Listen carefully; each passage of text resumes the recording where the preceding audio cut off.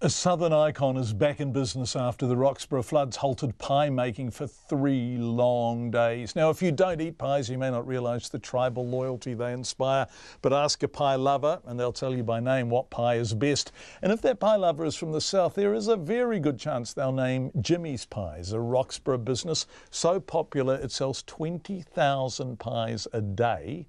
Jimmy's was closed by the flooding in the central Otago town. No power, no water, no pies, obviously.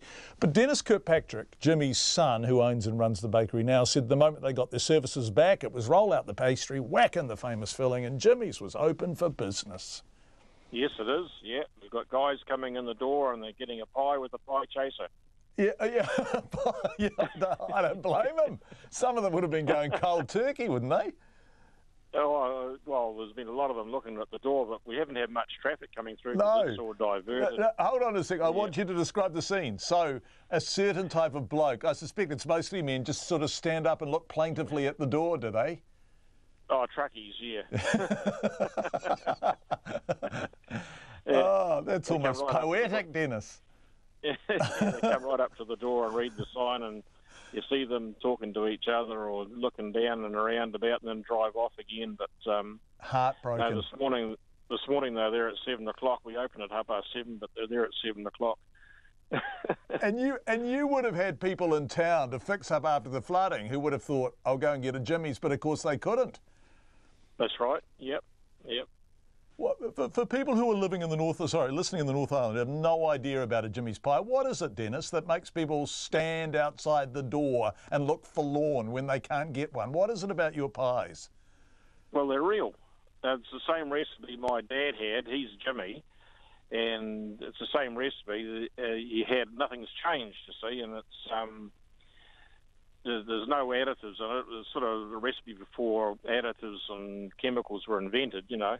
It's just basic, straight-out meat, pepper and salt and onions, and thickened with flour and water, you know, and it's just long, slow cooking, bring the flavour out of the meat. Yeah, we use lamb rather than beef. We've always used lamb, and that's the sweeter meat, you see, and very palatable it's the Kiwi palate, you know, the mutton and spuds. My mouth is watering, Dennis. Yeah.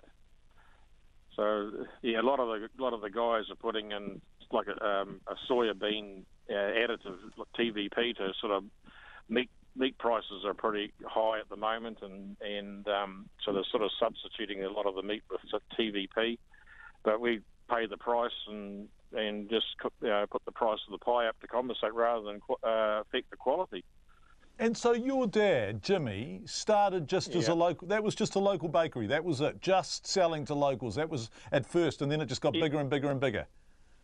Yeah, well, he shipped it from Invercargill. He had a bakery in Invercargill. It was called Jimmy's Shortcuts, and he was making a biscuit dough or a biscuit mix, a bit like what Betty Crocker is today, you know. But that was way back in the 1950s, which was a bit advanced for its time. But anyway, the bakery in Roxburgh came available when the Roxburgh Hydro was winding down, and he sort of went up there and started making a few pies, and then a guy from Cromwell came down, wanted to know whether he could sell some pies in his tea rooms, and that's really how it got started.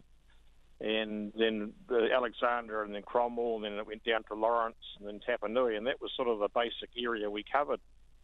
And that was sort of, each bakery had its own area, you see, and then when the Clyde Dam got built in the 70s, a lot of the big corporate bakeries started coming through, and we thought, oh, well, if they're coming through here, why not us go down there? So we put a truck on the road and went down to Invercargill and went down to Dunedin and haven't looked back since. 20,000 a day. Yep. Good story, Dennis. What is the secret? If I'm going to try and make a lamb pie at home, what is the one thing I have to do to make it sweet and melt in the mouth and good?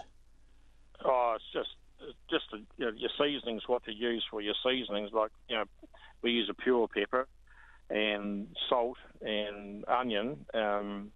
Use more onion than salt because onion's got a lot of sodium in it as well, but it reduces the amount of salt you need in your pies, and a good quality meat, and slow cook it.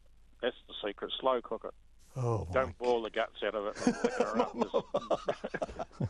that's a piece of advice to live by. Don't boil the guts out of it. That's Dennis Kirkpatrick from Jimmy's Pies.